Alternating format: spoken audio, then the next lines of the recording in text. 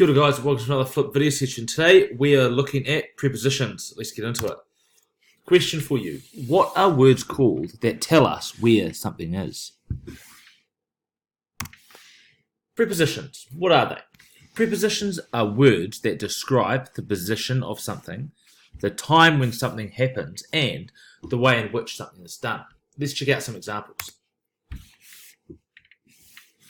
So these sentences here all have prepositions that tell us where something is. The cat is under the table. He is sitting on the chair. The pencil is in the box. Those bold words, they're prepositions and they tell us the location of something. Moving on. Now we're going to look at time. So the bold words, they're prepositions and they tell us when something is occurring. The class starts at 8 a.m. I am going to Spain on Wednesday. The last example here, we travelled by car.